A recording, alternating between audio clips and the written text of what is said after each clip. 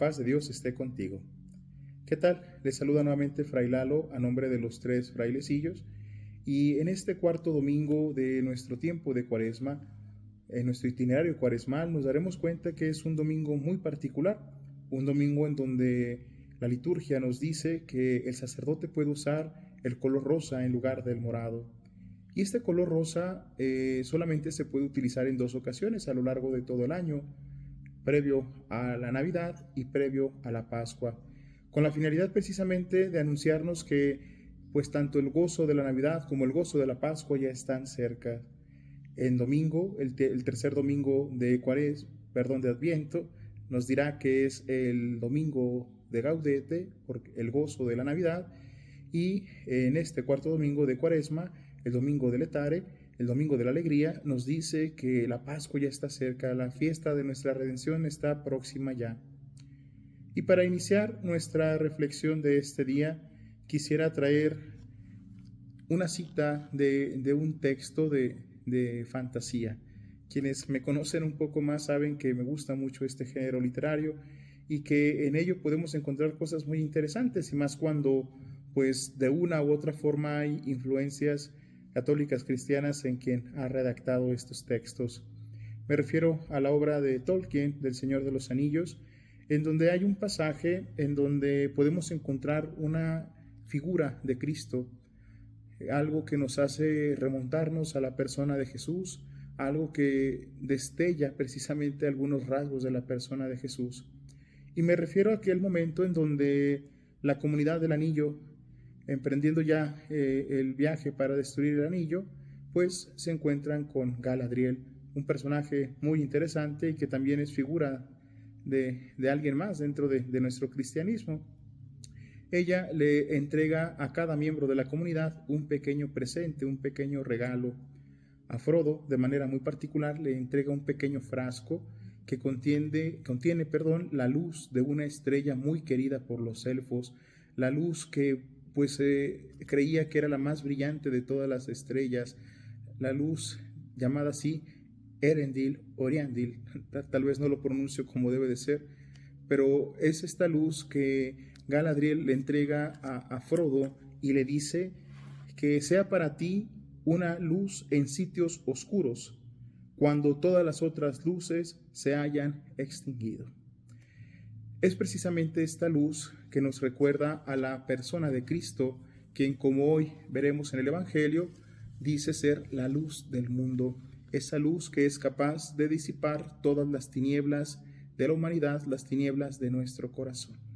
Vamos entrando pues ya en nuestra reflexión propia de este domingo, sin antes mencionar que nos encontramos en este ciclo A de la liturgia, en donde de manera muy particular los últimos domingos, desde el domingo pasado con la Samaritana, con el ciego de nacimiento, y el siguiente domingo con la resurrección de Lázaro, forman un compendio de lecturas que tienen un alto contenido bautismal, tienen una carga bautismal muy fuerte.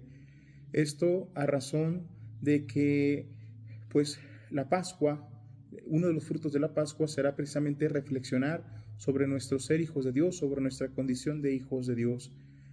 Cabe señalar que dentro de la liturgia antigua, los catecúmenos se preparaban precisamente haciendo su itinerario hacia la Pascua, hacia su bautismo, reflexionando precisamente estos evangelios por su alto contenido bautismal. Nosotros pues ya somos bautizados, pero se nos invita precisamente a reencontrarnos con la grandeza de nuestro bautismo, a revalidar nuevamente nuestro ser hijos de Dios. De manera que encontraremos pues elementos muy propios del bautismo. La Samaritana, en donde Jesús se declaraba como el agua viva, el ciego de nacimiento, en donde veremos a Jesús como la luz del mundo, y en el pasaje de la resurrección de la siguiente semana, resurrección de Lázaro, veremos cómo Jesús es la resurrección y la vida.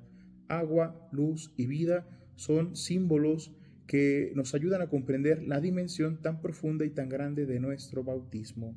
De tal manera que podemos decir que la enseñanza de este domingo mira hacia que valoremos esa grandeza de nuestro bautismo, donde el bautismo, precisamente en el bautismo, somos sumergidos en el misterio de Cristo, en su pasión, muerte y resurrección, para que así seamos liberados de la esclavitud del pecado y sobre todo para darnos la vida eterna, la vida que solamente le pertenece a Dios. Y lo primero que tendríamos que decir, al igual que como lo hacíamos con el pasaje de la Samaritana, hay dos protagonistas. En la Samaritana hablábamos del agua y hablábamos de la sed. En esta ocasión hablaremos de la ceguera y hablaremos de la luz, en donde así como hay un agua indispensable para la vida, para darnos vida, para saciarnos la sed tan necesaria, tan indispensable en nuestra vida el agua, pues también podemos decir que el ver es indispensable para poder andar por esta vida hasta cierto punto, ¿no? Claramente las personas que padecen pues de ceguera, pues no tienen esta experiencia. Sin embargo, nosotros que gracias a Dios tenemos la experiencia de ver, unos más, otros menos, o a través de lentes, pero tenemos la experiencia de ver, sabemos que es indispensable ver para poder movernos, para poder caminar, para poder entrar en contacto con nuestra realidad. Y así como hablábamos en el pasaje de la Samaritana de una sed pues física y una sed espiritual, conviene también saber que podemos aplicar lo mismo para esta reflexión. Hay una ceguera física que nos impide pues ver a las personas, entrar en contacto con nuestra realidad. No podemos andar tan libremente al estar limitados en nuestra vista. Pero también existe una ceguera espiritual, la cual nos impide ver la realidad profunda de las cosas, el sentido profundo de todo cuanto nos rodea, y claramente pues esta ceguera espiritual nos hará incapaces de ver la presencia de Dios en nuestra vida. Es así pues que podemos nosotros vivir encerrados, cegados por tanta oscuridad, fruto de vicios, de pecados, del egoísmo, entre otras tantas cosas. De manera que nos damos cuenta que vivimos en un mundo que está rodeado, lleno de oscuridad, lleno de pecado, odio, rencor, egoísmo, ideologías, soberbia, vicios, pecados, irresponsabilidades en nuestra forma de vivir, que vienen a ser esas múltiples expresiones de la oscuridad, del pecado en nuestras vidas. Y es importante darnos cuenta que precisamente por eso Cristo ha venido al mundo, para iluminar las tinieblas de la humanidad, las tinieblas de nuestro corazón. Él ha venido a iluminarnos, a apartar de nosotros aquellas cegueras, aquellas oscuridades que pueden bien sumergirnos en las tinieblas del pecado. De ahí que nos hagamos algunas preguntas. Si Cristo es aquella luz que nos permite ver con claridad, ¿por qué vivimos nosotros en medio de cegueras y oscuridades? ¿Qué es aquello que nos cuesta trabajo ver, o por qué nos cuesta tanto trabajo ver? En el sentido espiritual, ¿por qué nos cuesta tanto trabajo ver? ¿Por qué no podemos ver? O incluso, ¿por qué no queremos ver? Nos vamos a dar cuenta que en la narración del Evangelio de este día, que si bien es cierto es un tanto largo, existen estos matices. Hay quienes no teniendo una vista física pueden ver, pero hay quienes teniendo una vista física no pueden y no quieren ver.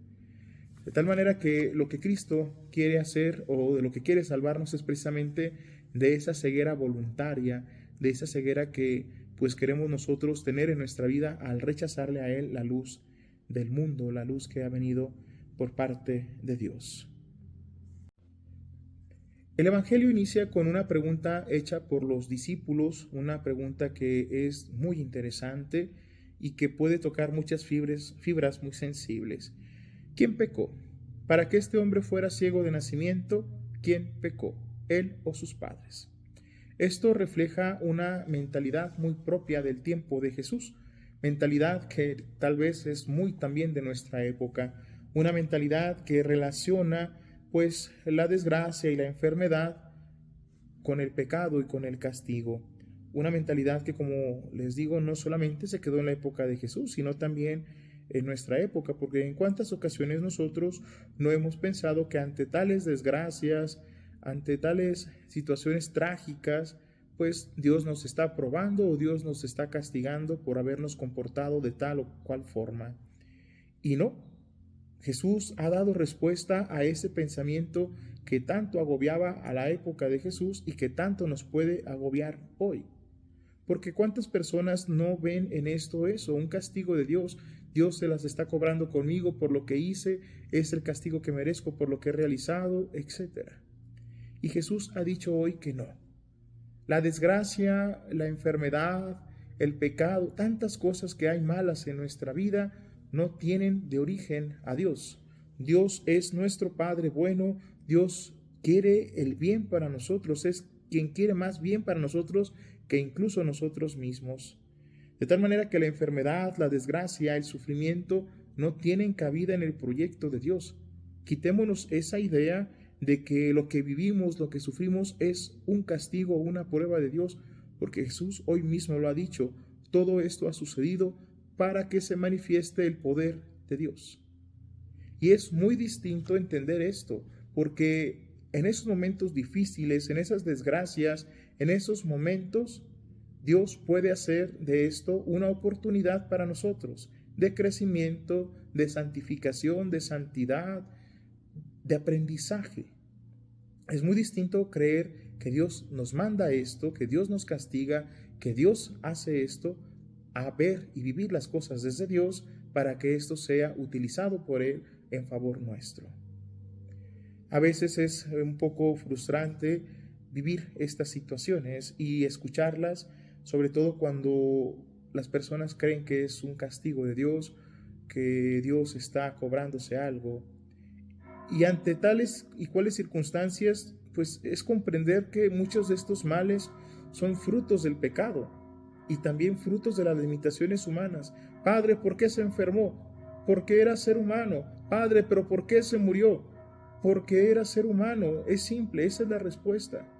Y el detalle está en que se nos ha olvidado que somos seres humanos, que somos criaturas, que estamos limitados, que el sufrimiento, la enfermedad, la muerte están en nosotros. Y Dios no quiere esto, claro está, pero no los podemos evitar. Pero sí podemos que esto sea oportunidad de fortalecernos, de hacernos crecer, de santificarnos, de santificar a los demás. De tal manera que ya no veamos en estas circunstancias un castigo de Dios, ya no veamos en esto un abandono de Dios, sino más bien una oportunidad de crecer, de santificarnos, de fortalecernos. Dios no envía castigos a manera de prueba.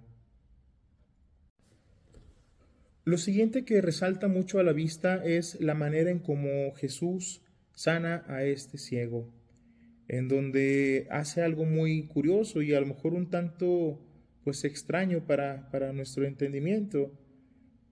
Pero lo primero que tenemos que rescatar antes de irnos a la manera en cómo Jesús hace las cosas es darnos cuenta que a diferencia de otros momentos, es Jesús quien tiene la iniciativa de hacer algo por este hombre. De ordinario, cuando se nos narra algún milagro o algún signo, vemos cómo son los que necesitan de la intervención de Jesús los que se acercan. Son los endemoniados, son los enfermos, son los que tienen hambre, son los que necesitan de Jesús los que se acercan a Jesús. Pero en esta ocasión es diferente, es Jesús quien se acerca para manifestar precisamente el poder de Dios en esta situación tan trágica. De tal manera que podemos empezar a entender que este pasaje, así como junto con la samaritana y así como sucederá la siguiente semana en el pasaje de la resurrección de Lázaro, hay una enseñanza muy profunda que va de acuerdo a nuestra vida, haciendo de estos textos una posible lectura desde una parábola, como una parábola. Hay una enseñanza para la vida de cada uno de nosotros. De tal manera que, así como nos veíamos en la samaritana, en la sed de esta samaritana, también es interesante vernos en la ceguera de este ciego. Este ciego es imagen de cualquier ser humano que nace ciego, que nace necesitado de Dios, de la luz de Cristo para ser sanado, para ser liberado de toda esa tiniebla. De tal manera pues que Jesús se acerca a este hombre y escupe y toma tierra haciendo barro. Claramente esto es un tanto extraño y pareciera un acto chamánico o algo por el estilo, pero no tiene nada que ver. Hay dos posibles explicaciones, una que es muy bella entenderla, pero hay otra que es mucho más profunda. Y aquí cabe señalar que Juan, el evangelista Juan, pues nos narra las cosas con una doble intención. narrarnos los hechos como tal, como sucedieron, pero también con un sentido profundo y teológico. Por eso Juan es tan profundo, porque siempre hay un sentido más profundo que el que se nos está diciendo aparentemente a primera vista. De tal manera que una primera razón es expresar cercanía. Este hombre tenía un contacto muy limitado con su realidad. No tenía un contacto ordinario como pues ustedes y yo tal vez que tenemos la vista podemos tenerlo. De tal manera que con este gesto Jesús expresa cercanía. Pero el sentido profundo de esto, y a lo que va Juan el Evangelista, es a recordarnos un pasaje del Antiguo Testamento. Y es aquí donde nos preguntamos, ¿dónde vemos tierra? ¿Dónde vemos este aliento? ¿Dónde vemos este sacar de uno mismo la saliva, el aliento de vida? Claramente esto nos remonta al Génesis, en donde recordemos cómo Dios con sus manos ensucia las manos, modela al ser humano de la tierra y le sopla el aliento de vida. De tal manera que esto ya nos está diciendo algo muy interesante. Esto que está haciendo Jesús está simbolizando una nueva creación. Está recreando al ser humano a través de este gesto. Y claramente Jesús le pide a este hombre que vaya a un lugar determinado a lavarse, a la piscina de Siloé, que como el mismo Evangelio nos dice significa enviado. Recordemos pues que el Evangelio de Juan tiene un porqué de cada cosa, tiene un sentido profundo de cada cosa. Este lugar, el enviado, va a ser figura precisamente de lo que significa el enviado para el Evangelio de Juan. ¿Quién es el enviado en el Evangelio de Juan? Cristo mismo y el Espíritu Santo. De tal manera que vemos en esta piscina a la piscina del enviado, a las aguas del enviado, en pocas y sencillas palabras, la fuente bautismal. De manera que es aquí donde cuadra esta idea que veníamos reflexionando de la nueva creación, de ese hacer barro para sanarlo, y esta agua que es capaz de sanarnos desde lo más profundo y darnos esa vida nueva, es capaz de recrearnos. Por eso decíamos que estos evangelios tenían este fuerte contenido bautismal y de manera particular en este evangelio hay muchos destellos, hay muchas ideas que nos remontan hasta nuestro bautismo. De ahí pues que veamos cómo este hombre se convierte en alguien nuevo, en alguien distinto. Es interesante darnos cuenta de esto cuando dice que la gente no lo reconocía. Unos decían que si era el ciego, otros decían que era otro, otros decían que era el que se le parecía, etcétera, ¿no? ¿Por qué? Porque precisamente este hombre que ha sido sanado por Jesús, que ha sido lavado en estas aguas del enviado, es alguien distinto, es alguien diferente, es alguien que ya no puede ser reconocido como si no hubiese sido bautizado, como si no hubiese sido intervenido por Jesús. Ahora bien, conviene recordar algo que nos dice uno de los documentos del Concilio Vaticano II, si no me equivoco, una de las encíclicas, bien sea del concilio o posteriores al concilio, en donde se nos habla de la grandeza de la vocación y que tiene que ver en una cita de los Santos Padres. Cristiano, date cuenta de la grandeza de la vocación a la cual has sido llamado, a la cual has sido constituido, es decir, la vocación de hijos de Dios. De ahí que sea interesante reflexionar pues sobre la grandeza y la riqueza de nuestro bautismo, en donde conviene señalar que lo reducimos a poca cosa. Es decir, cuando nosotros hablamos del bautismo y preguntamos por qué se bautiza a un niño, por qué se le administra el bautismo, pues de ordinario es para quitarle el pecado original. Y podemos decir que es cierto, es parte de las consecuencias del bautismo, pero no es la única ni la más importante. La más importante, como lo decíamos al inicio de la reflexión, es compartirnos la vida de Dios, es hacernos partícipes del misterio de Cristo, sepultarnos junto con Cristo para morir al pecado y resucitar junto con Cristo a la vida nueva, a la vida de hijos de Dios. De tal manera que esa es la grandeza de nuestro bautismo. La vida de Dios es nuestra, Dios se hace uno con nosotros, nos comparte toda su vida, de tal manera que cuando el Padre nos ve, no ve nuestro pecado, no ve a un pecador, ve a un hijo de Dios, ve la figura, la imagen del Hijo de Dios en nosotros por ser bautizados. Por eso es importante que todos nosotros redescubramos la grandeza de nuestro bautismo, ese llamado que Dios nos ha hecho a vivir con Él, a estar con Él. Él nos da de su vida para que nosotros tengamos vida. Esa es la grandeza y la riqueza de nuestro bautismo. Ya no vivimos una simple vida, vivimos una vida extraordinaria, si lo podemos decir así, una vida que solamente Dios tiene y que Dios, por amor, nos ha querido compartir. ¿Para qué? Para que no moramos. Moriremos, es cierto, pero esa vida no la puede tocar ni la muerte ni el pecado. Por eso vivimos la vida eterna una vez que morimos, porque en nosotros ya está ese germen de vida eterna, ese germen de salvación que Cristo nos ha compartido con su muerte y su resurrección y que se nos ha entregado como don, como regalo en nuestro bautismo. Pero claro que esto tiene que tener una importancia en mí, es decir, no puedo vivir como no bautizado, porque una cosa es ser hijos de Dios por nuestro bautismo y que lo somos, y otra cosa es vivir como hijos de Dios. Hay una enorme diferencia y una distancia enorme, y nuestra tarea es pasar de ser hijos de Dios a vivir como hijos de Dios. La gracia, el don, ya la tenemos. Dios nos lo ha concedido. ¿Qué nos toca a nosotros? Comenzar a ser hijos de Dios, comenzar a vivir como hijos de Dios, donde precisamente mis palabras, mis actos, mis sentimientos, mis pensamientos, mis obras sean las de un hijo de Dios, sean las del Hijo de Dios, como Jesús. Por eso Jesús para todos nosotros es modelo de humanidad.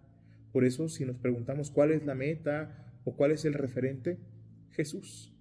La vida del Hijo de Dios ha sido puesta para cada uno de nosotros, para todos y cada uno de nosotros, para que siendo como Él, también nosotros seamos hijos de Dios. Es así que podemos preguntarnos, ¿por qué no vivo yo como hijo de Dios? ¿Qué cegueras hay en mí? ¿De qué tinieblas tiene Dios que rescatarme? ¿De qué cegueras tiene Él que sanarme para yo comenzar a vivir como hijo de Dios? ¿Cómo es que queremos vivir? ¿Queremos vivir en oscuridad, en tinieblas? ¿O queremos vivir viendo la luz de Cristo en nuestras vidas? Porque Él verdaderamente quiere sanarnos. Otra cosa es, como sucedió con los fariseos del Evangelio, que no queramos nosotros dejarnos sanar por Él, que no queramos nosotros reconocerle, que nos cerremos a su acción, que no queramos que Él nos quite estas cegueras. Él en verdad quiere sanarnos, Él en verdad quiere liberarnos, pero para esto es importante que nos dejemos curar por Él. Confesemos pues, hermanos y hermanas, nuestras cegueras, nuestras limitaciones, nuestras oscuridades. Abramos nuestro corazón a la luz de Cristo para que Él pueda disipar nuestras tinieblas, las tinieblas que hay en nuestros corazones, para poder junto con Cristo andar por el sendero de la luz. Que María, Madre de la luz y de la esperanza, dé a luz en nosotros al que es la luz verdadera. Que María nos entregue siempre esa luz en los momentos de oscuridad, para que cuando la oscuridad esté más densa y más impenetrable, como le sucedió a Frodo, sea la luz de Cristo, la luz que María nos ha entregado, aquella luz que acabe con la oscuridad y que nos muestre el camino de la salvación. Pues bien, hermanos y hermanas, hasta aquí la reflexión de este cuarto domingo, el domingo del Etare, el domingo de la alegría, en donde somos invitados a reflexionar sobre la grandeza de la vocación que Dios nos ha dado al llamarnos a ser sus hijos, la grandeza y la riqueza de nuestro bautismo, para que en verdad comencemos a vivir como hijos de la luz, como el Hijo de Dios, como hijos de Dios que somos. Paz y bien. Saludos de parte de los tres frailecillos y que Dios les bendiga. Hasta pronto.